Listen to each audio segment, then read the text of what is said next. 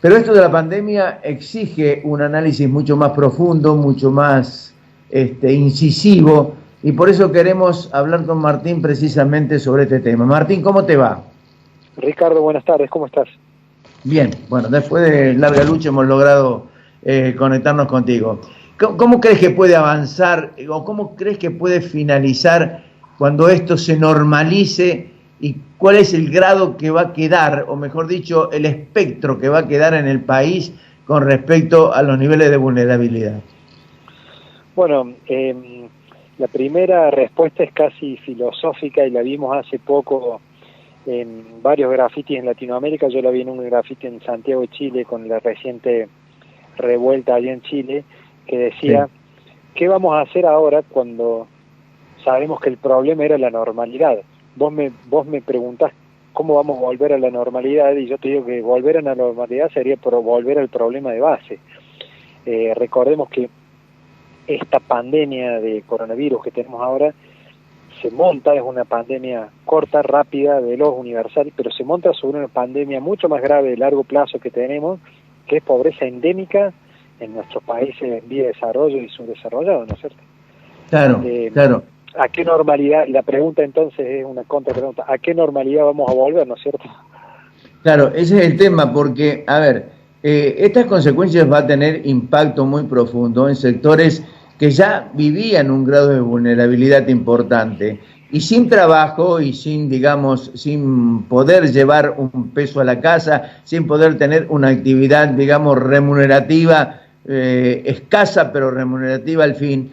Hay trabajadores independientes, hay cuentapropistas.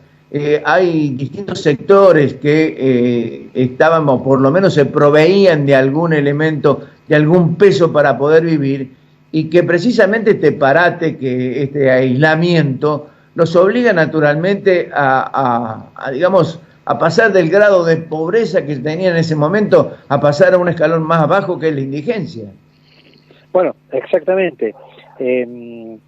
Una estimación publicada hace poco en La Voz del Interior, hace 4 o 5 días en La Voz del Interior, de IDESA, aquí en Córdoba, sí. Estima que en ese grupo de trabajadores informales y cuentapropistas hay aproximadamente 375.000 personas aquí en Córdoba.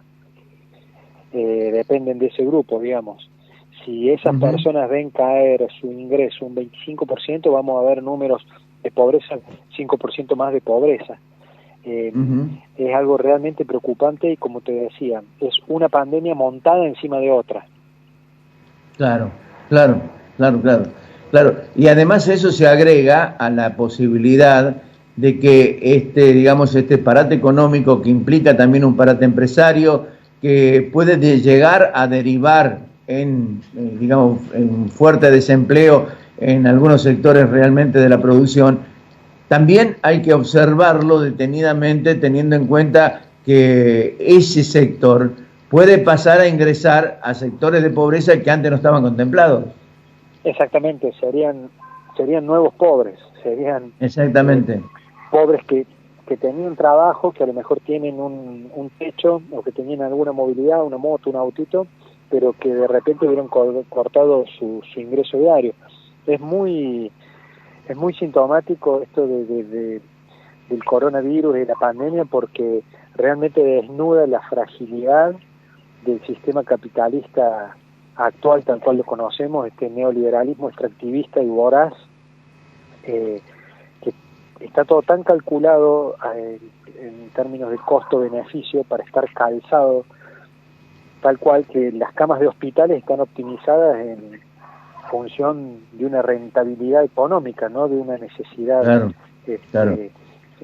médica, digamos, solamente para darte un ejemplo. Y respecto también de lo que conocemos, de lo que vamos sabiendo, es evidentemente la información es poca, imperfecta, y a mí me sorprende mucho de que no estamos hablando de las causas. Estamos hablando, esperando la vacuna, esperando que va a ser, por supuesto, un boom comercial a la que van a poder acceder pocos, y como siempre se van a colectivizar las pérdidas, van a terminar sufriendo los que terminan sufriendo siempre.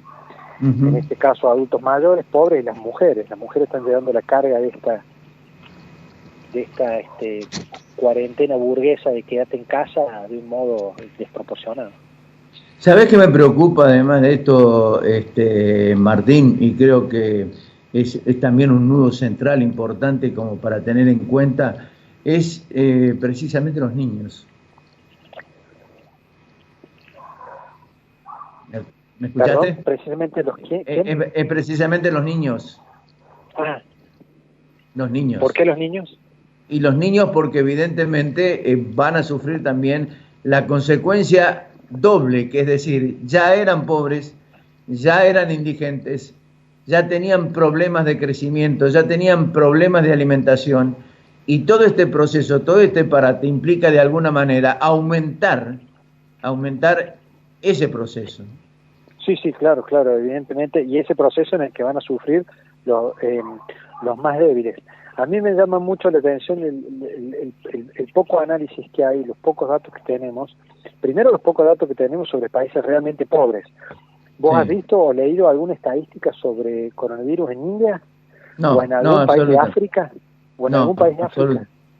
Absolutamente no, nada. Absolutamente ninguna, absolutamente. Ninguna. Igualmente va a pasar cuando llegue el coronavirus a las zonas más pobres de aquí de la Argentina. Está llegando, va a llegar lentamente, y allí el nivel de cobertura, tanto de la información como de la atención sanitaria, de las respuestas, va a ser evidentemente mucho más eficiente, a pesar de que por suerte nos agarra con este presidente, con este Estado presente, ¿no es cierto? Presente como puede, con las limitaciones que puede un Estado en Argentina. Imagínate lo que hubiera sido unos años atrás, ¿no? ¿Es suficiente con lo que está aportando el Estado? ¿O el Estado debería de alguna manera apuntar un poco más al concepto de apoyo que tienen los sectores vulnerables? No, hace lo que puede, Ricardo. Era ya un Estado quebrado y deficitario, y está emitiendo dinero y repartiéndolo como puede hasta donde llega, con toda la deficiencia que tienen los Estados en Argentina en términos de eficacia y burocracia, por suerte y corrupción, las tres cosas, pero por suerte la decisión política está y la prioridad a nivel nacional. Lamentablemente las herramientas son pocas por más que la voluntad sea mucha. Te decía respecto de las causas que me llaman mucho la atención. Primero, la poca cobertura en lugares de pobreza y la falta de información, pero después el poco análisis que hay sobre las causas realmente que nos llevaron a esto, porque digamos, estamos todos esperando la vacuna, pero no estamos haciendo nada para prevenir la próxima pandemia. Claro.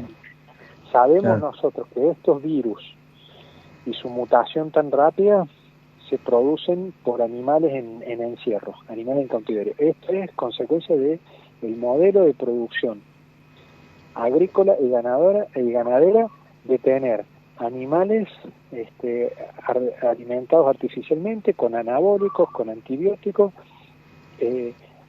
encerrados en lugares que no circula el aire. Esos animales defecan ahí mismo, es un caldo de cultivo para virus y por eso progresan tan rápido. Es llamativo que no estemos denunciando las causas. ¿Cómo se hace esto? ¿Por qué aparecen virus tan rápido? ¿Por qué siempre en Asia? ¿Por qué siempre el SARS, el MERS de 2012? Claro. Estos virus se están generando en un modelo económico productivo que explota a los animales en encierro. Ahí me llevas a un dato significativo.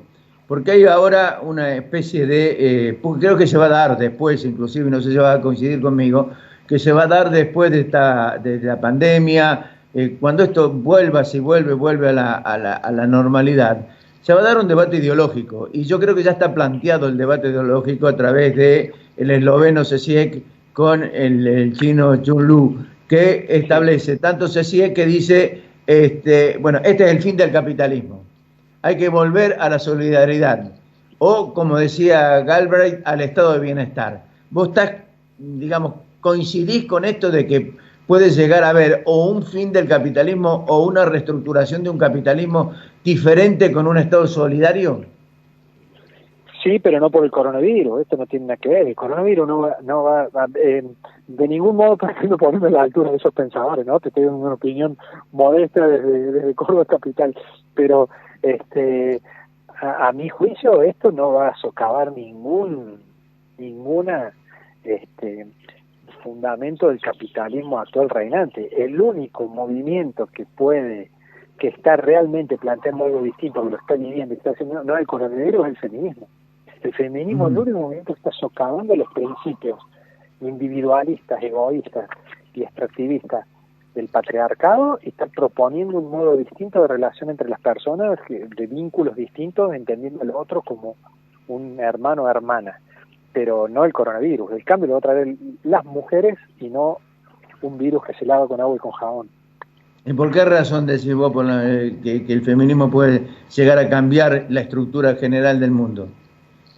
Porque es el único movimiento que está realmente abarcando a todos los demás, es el único movimiento que está realmente cuestionando y viviendo, lo hace de un modo vivido, sentido, experiencial, un modo distinto de relación entre las personas, que no sea el utilitarismo y que no sea el extractivismo y utilizarnos el uno al otro con fines solamente de producción.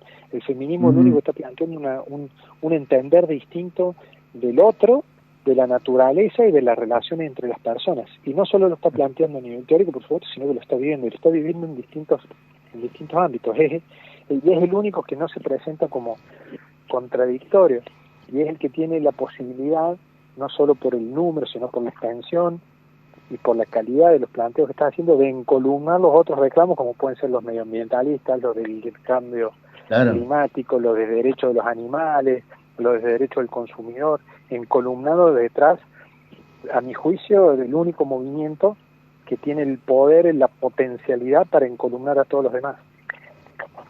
Ahora, digamos, trasladémonos a lo que va a quedar del mundo. Está bien que no son muy confiables las estadísticas del Fondo Monetario Internacional porque no han previsto las crisis que en distintos países avanzaron en su momento, ¿no? Pero acaba de dar un análisis mundial de qué es lo que puede llegar a surgir después de la pandemia. Con una falta de crecimiento de 3% en el orden mundial, con un único país que va a crecer, China, con una caída de crecimiento en la Argentina del 5,7% y con un crecimiento de desempleo del 11% y con un avance probablemente de la pobreza del 50% y una indigencia del 28%. ¿Qué mundo va a quedar después de esto, Martín? Sí, Oxfam estimó hace 3 días, Oxfam, que es una de las ONG más prestigiosas en términos nivel de desigualdad a nivel global, Oxfam estimó que esta pandemia va a dejar 500 millones de pobres, 500 millones de personas sumidas en la pobreza, o sea, de los 7.500 millones de personas que hay en el mundo, 500 millones van a caer en la pandemia, van a caer en la pobreza, como consecuencia de esta pandemia, que es el número social de estas estimaciones económicas que vos acabas de leer del FMI, o sea que están en consonancia. ¿Y cómo se recupera un mundo con ese nivel de pobreza, teniendo en cuenta precisamente que la recuperación de los países va a ser muy lenta? Claro, es que ahí está el problema, volvemos al comienzo de la charla, volver a la normalidad. Estamos sumidos en una normalidad, en un consumo donde el 20% que estamos incluidos, en el cual me incluyo, en el 20% que estamos incluidos, que tenemos un buen pasar y que vemos un futuro mejor para nosotros y para nuestros hijos, aproximadamente el 20% de la población mundial, estamos sumidos en una dinámica de consumo que ya sabemos hace mucho tiempo que es insostenible. No alcanza los recursos naturales, el aire, el agua potable, para que todos manejemos el auto que yo manejo, tengamos la casa que yo tengo, el nivel de consumo de energía que yo tengo y que tiremos 14 litros de agua potable cada vez que hacemos una descarga de inodoro. Eso es insostenible. Entonces, eso es insostenible. El nivel de consumo de energía que hacemos quienes estamos incluidos reventaría el mundo en 2 meses si tuviésemos que tener todos el mismo nivel de vida. Entonces es insostenible. El capitalismo y el consumismo como lo conocemos hoy es insostenible.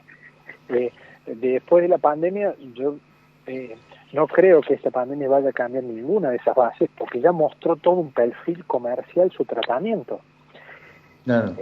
Cuando digo comercial, digo una cuarentena burguesa solo para unos pocos, planteada en términos de solo para unos pocos, y la búsqueda de a la espera de que se muera la menor cantidad de gente posible hasta que algún laboratorio patente una vacuna que va a salir en términos comerciales. Ya lo vimos con el SIDA a esto. El SIDA causó todo el furor mundial que causó mientras moría gente famosa. Cuando salió la vacuna y la gente famosa la compró y se vacunó y empezaron a morir los pobres, el tema se disipó y hoy el SIDA o el dengue son enfermedades menores, porque matan pobres. Claro, claro. Entonces yo no veo aquí las bases para un cambio del sistema capitalista, para nada. Es un escollo más dentro del desarrollo del capitalismo y es una externalidad no deseada, porque vuelvo a repetirte que esto se produce por el desmonte, la deforestación y el avance sobre las áreas naturales, que llevan a que tengamos producción animal, con animales encerrados comiendo comida macrobiótica modificados genéticamente, con anabólicos y con antibióticos, y esos animales encerrados sin ventilación, contagiándose entre ellos de virus, que por eso evolucionan tan rápido. Y lo mismo pasa con las semillas, lo mismo pasa con las plantas, y lo mismo pasa.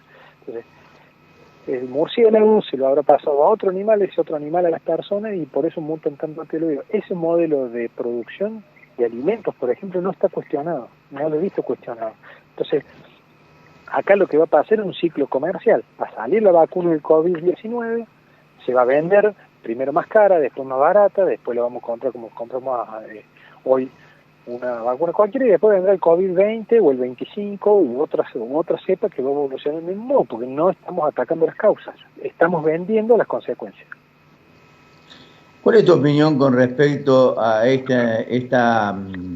digamos, este anticipo, esta previsión que hizo en su momento Bill Gates en el año 2007 y 2015? Sobre que esto iba a ocurrir inevitablemente.